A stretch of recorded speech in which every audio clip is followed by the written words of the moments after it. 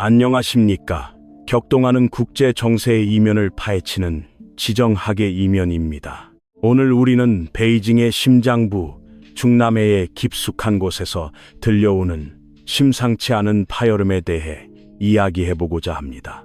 공식 뉴스에는 단 한 줄도 나오지 않지만 전 세계 정보기관과 워싱턴의 싱크탱크들이 촉각을 곤두세우고 있는 사건. 바로 지난 1월 18일 베이징 증시 호텔 경섭인관에서 벌어졌다는 의문의 사건에 대한 이야기입니다. 물론 이것은 아직 확인되지 않은 첩보의 영역에 있습니다.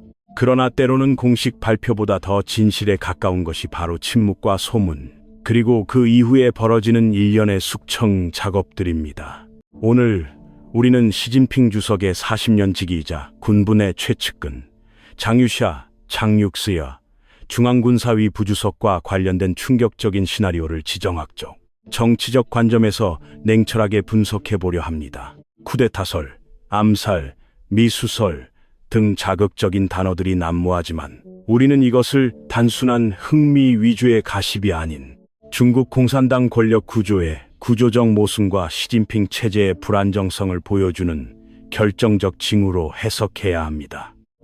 자, 그럼 베이징의 차가운 겨울바람 속에 숨겨진 권력 암투의 현장으로 함께 들어가 보시죠.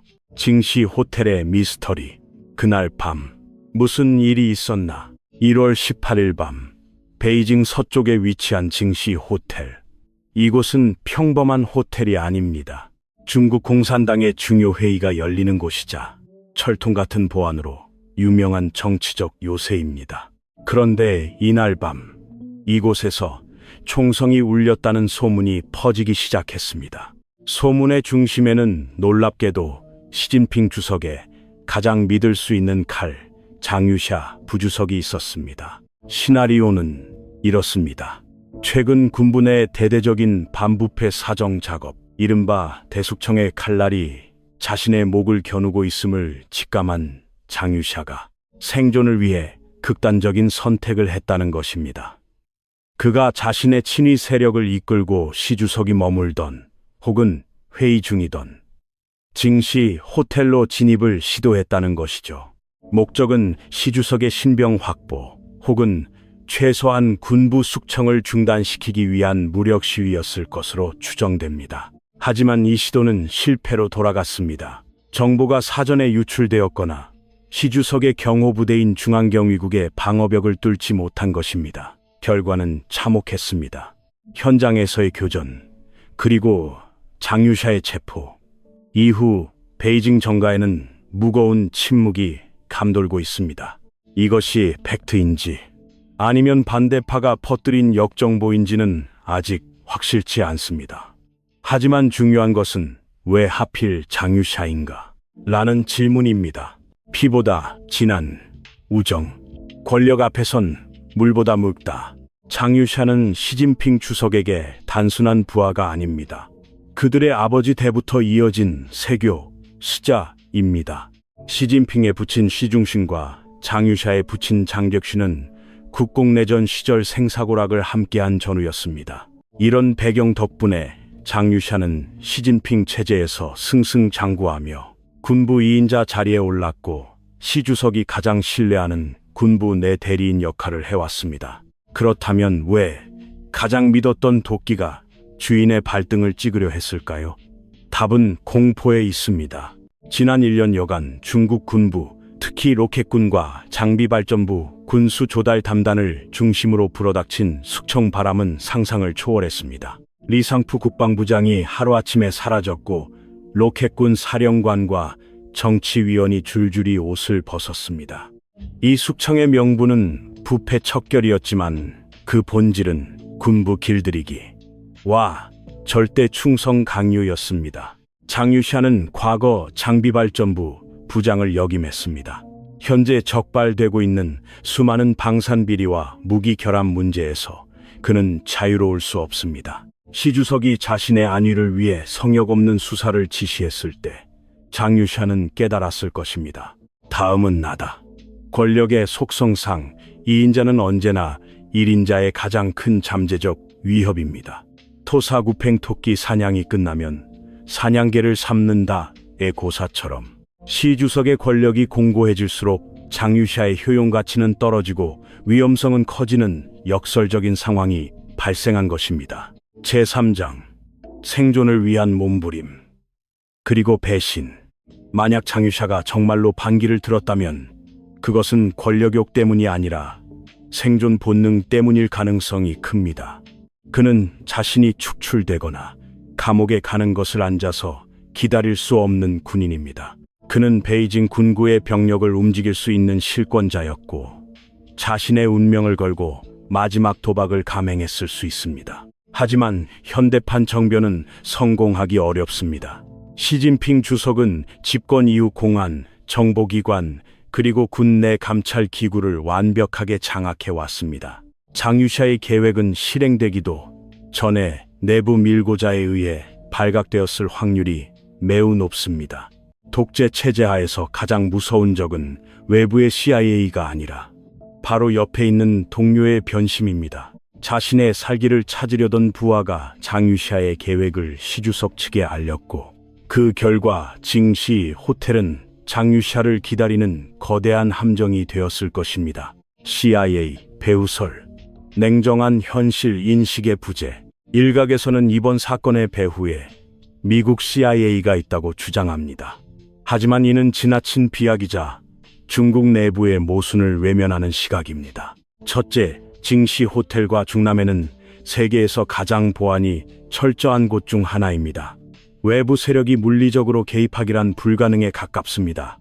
둘째, 장유샤에게는 CIA의 돈이나 미국 시민권이 필요 없습니다. 그는 이미 중국 내에서 왕과 다름없는 부와 권력을 누리던 사람입니다. 그가 움직인 동기는 오직 하나, 시진핑의 숙청 칼날로부터 자신을 지키기 위함이었습니다. 미국 배후설은 중국 당국이 내부의 분열을 감추고 대중의 시선을 외부로 돌리기 위해 즐겨 사용하는 선전 도구일 뿐입니다. 우리는 음모론에 휘둘리지 말고 사건의 본질인 중국 공산당 내부 권력 투쟁의 치열함을 직시해야 합니다. 시진핑의 딜레마와 군부의 동요, 장유샤 사건 혹은 실각이 사실이라면 이는 시진핑 체제에 엄청난 타격입니다. 가장 믿었던 측근조차 등을 돌렸다는 사실은 시 주석에게 깊은 트라우마와 불신을 심어줄 것입니다. 앞으로 중국 군부는 어떻게 될까요? 더욱 가혹한 숙청, 시 주석은 군에 대한 통제를 더욱 강화할 것입니다. 조금이라도 의심스러운 인물은 가차없이 제거될 것이며 군내 상호 감시 시스템은 극도로 활성화될 것입니다.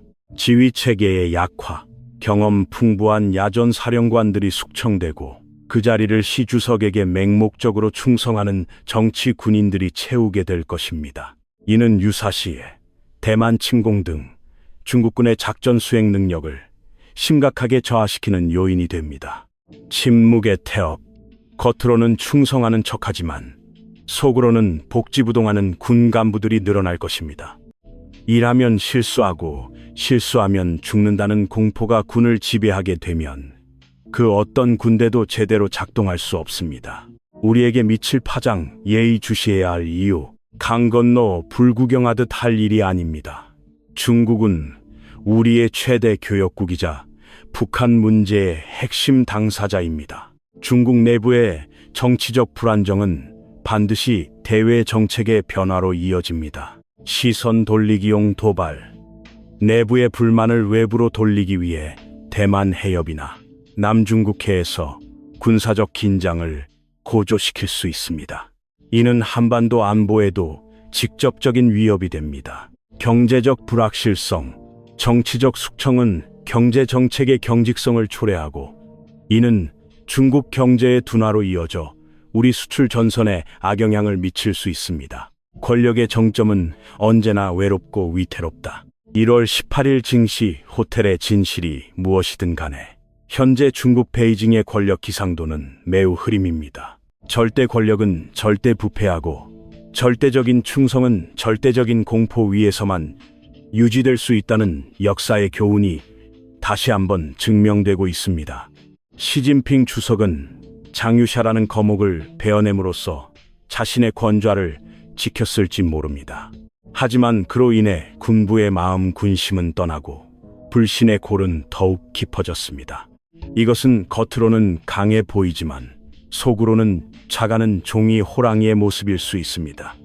지정학의 이면은 앞으로도 공식 뉴스가 말해주지 않는, 그러나 세계의 운명을 결정짓는 권력의 심층부를 끊임없이 파고들 것입니다. 베이징의 침묵 속에 감춰진 진실, 그 거대한 지각 변동을 놓치지 마십시오. 여러분의 생각은 어떠십니까? 이번 사건이 시진핑 1인 천하를 더욱 공고히 할 계기가 될까요? 아니면 붕괴의 서막이 될까요? 댓글로 여러분의 날카로운 분석을 남겨주십시오. 감사합니다.